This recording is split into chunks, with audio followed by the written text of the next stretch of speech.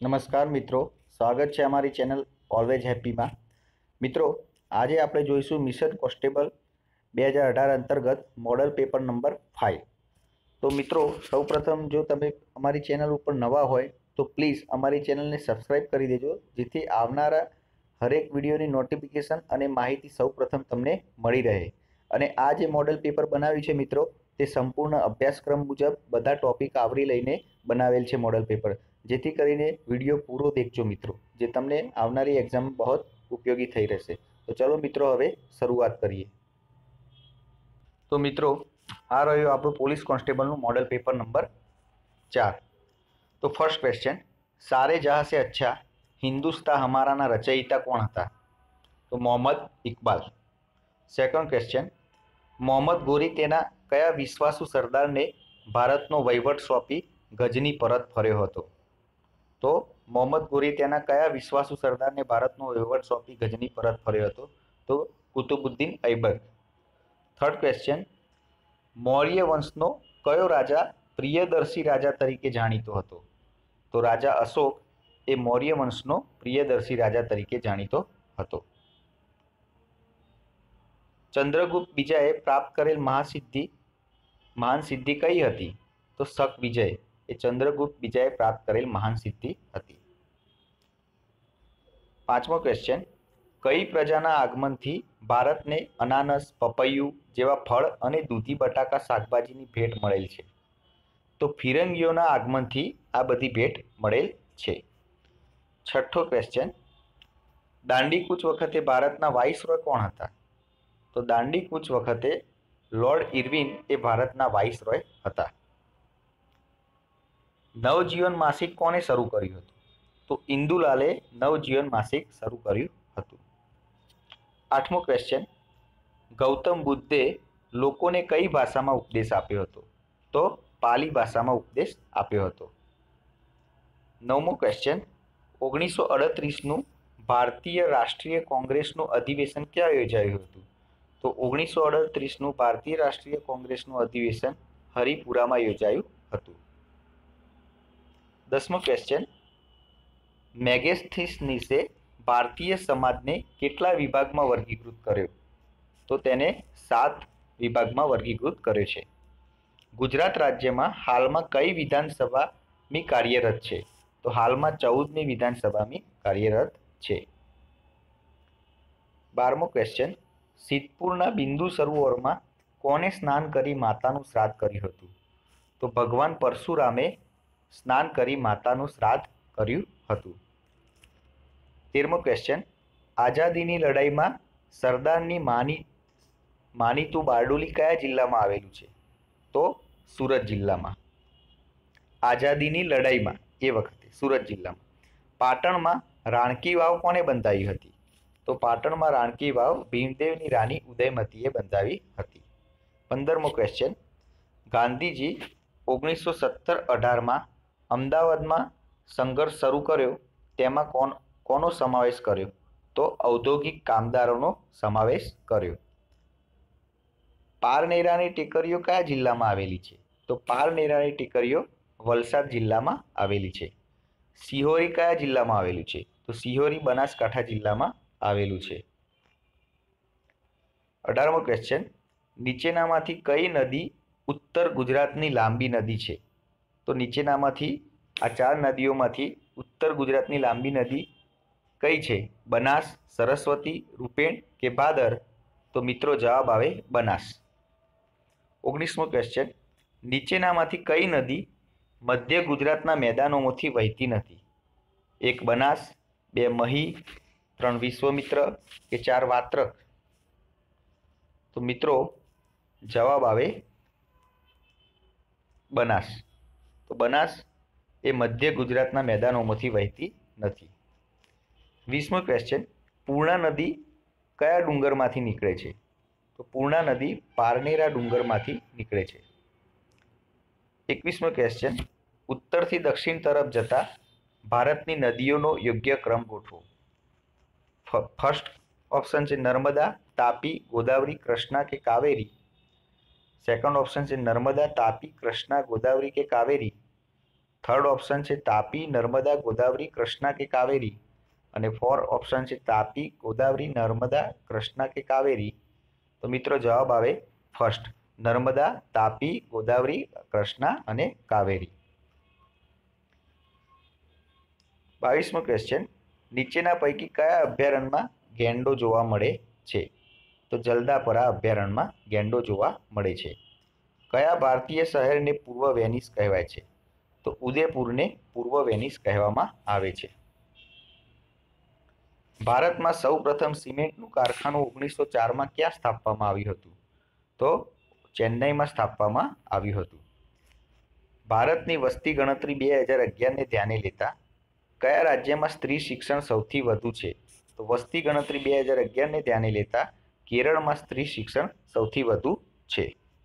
26મો question, જ્યારે રાષ્ટ્રપતિ અને ઉપરાષ્ટ્રપતિ એમ બંનેના હોદ્દા ખાલી હોય ત્યારે રાષ્ટ્રપતિની ફરજો કોણ બજાવશે?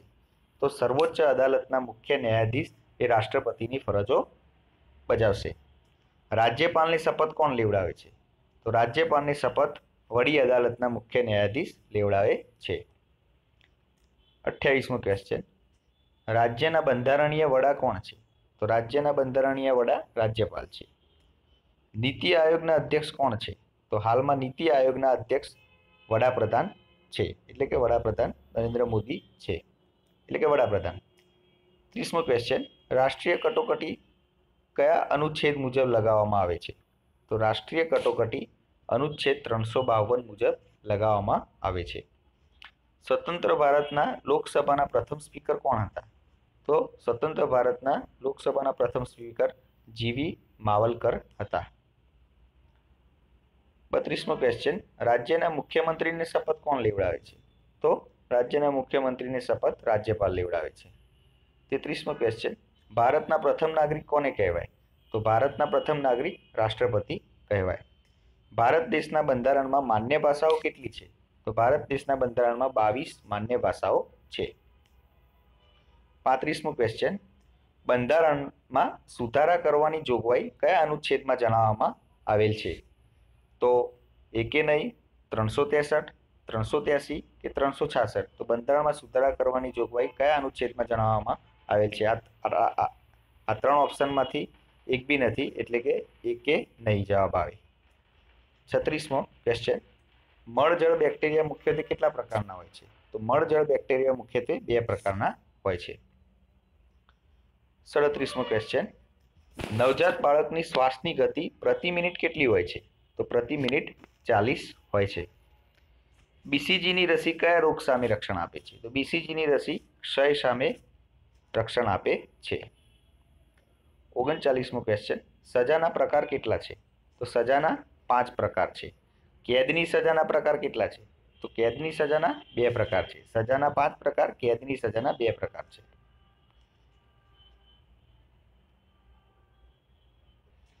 41મો ક્વેશ્ચન, સ્વ બચાવનો હક વ્યક્તિને કયા બચાવ પૂરતો મળે છે? તો સ્વ બચાવનો હક વ્યક્તિને પોતાની જાત અને મિલકતના બચાવ પૂરતો મળે છે. 42મો ક્વેશ્ચન, ત્રાસ આપવાનું દરેક કૃત્ય આઈપીસી કલમ 498A હેઠળ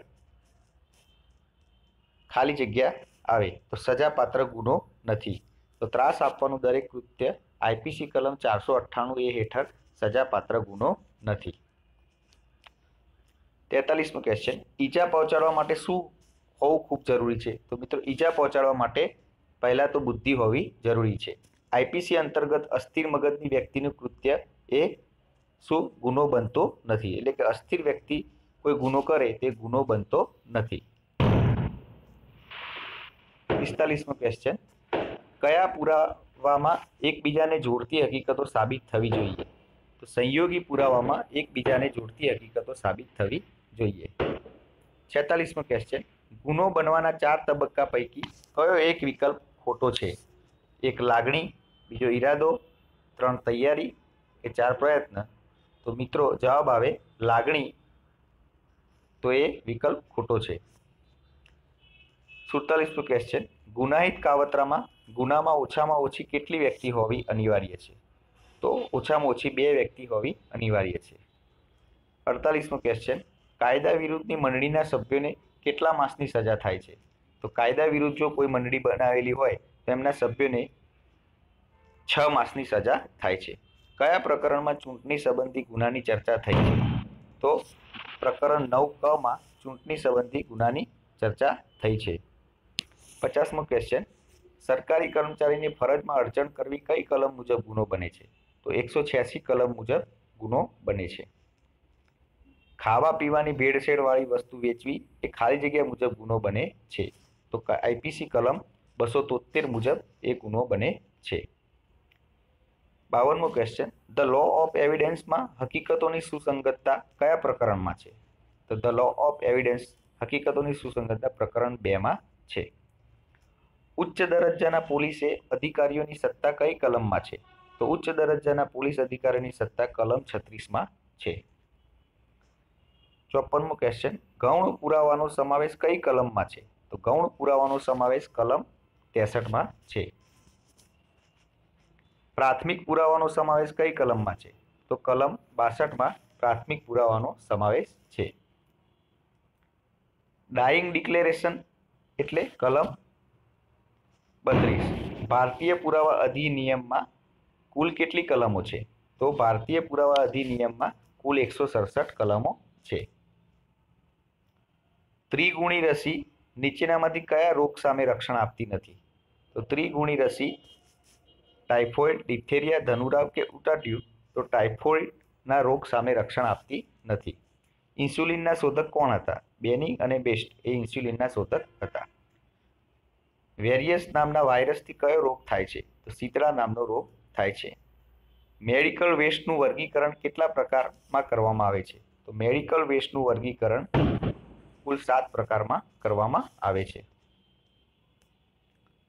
થિયામીનની ઉણપથી કયો રોગ થાય છે? તો થિયામીનની ઉણપથી રતાંધણાપણાનો રોગ થાય છે. શ્વેતકણોનું જન્મસ્થાન શરીરમાં ક્યાં હોય છે?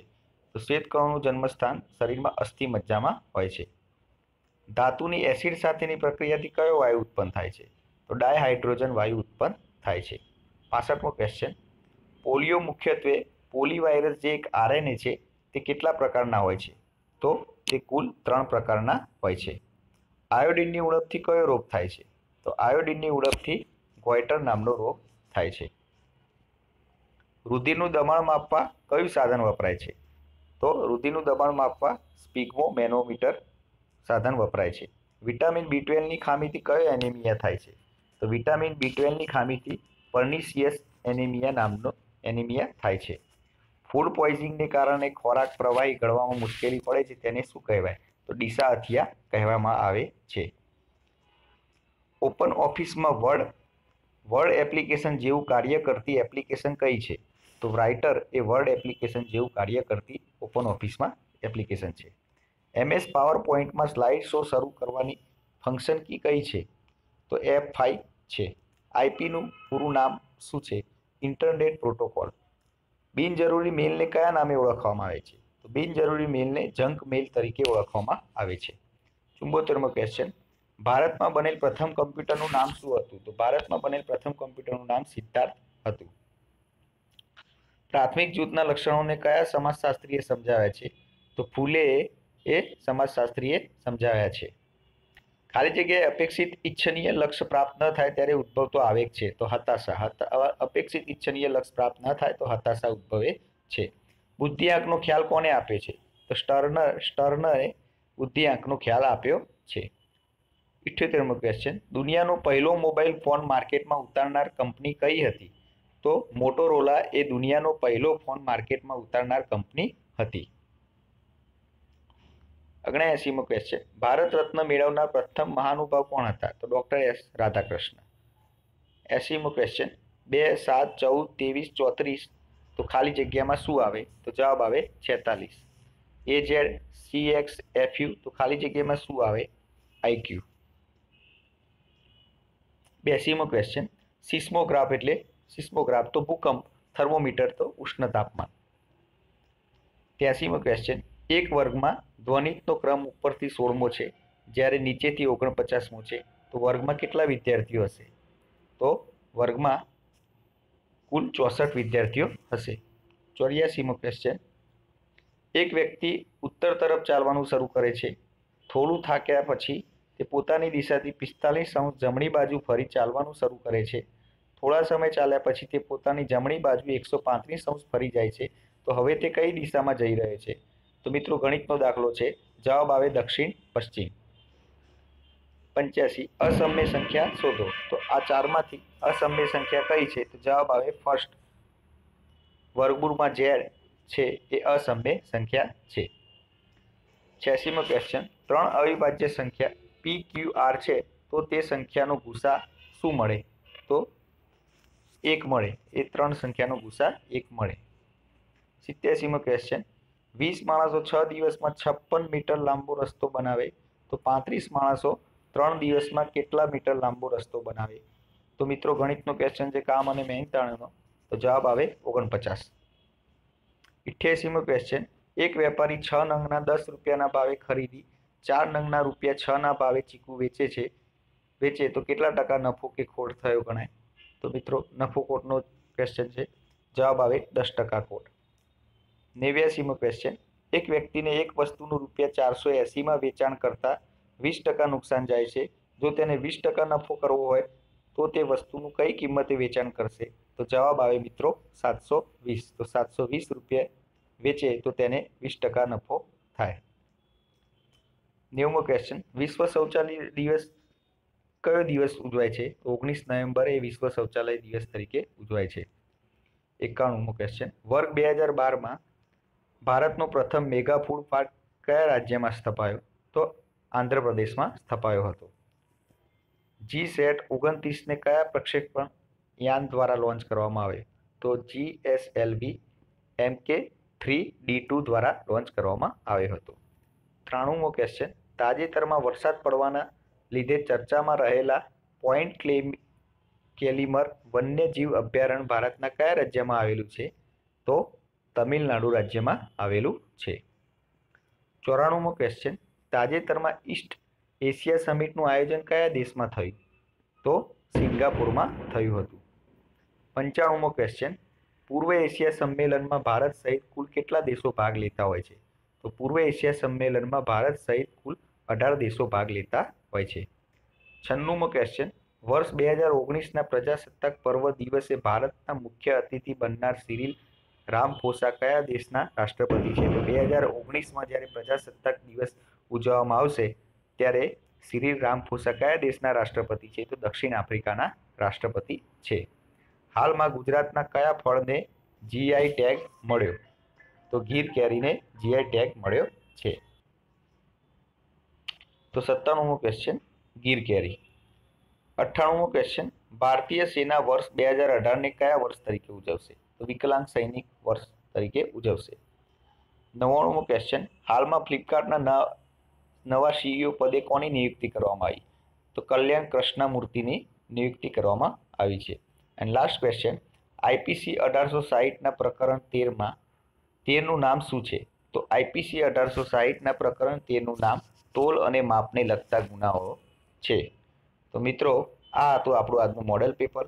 મિત્રો best of luck, best wishes four exam માટે.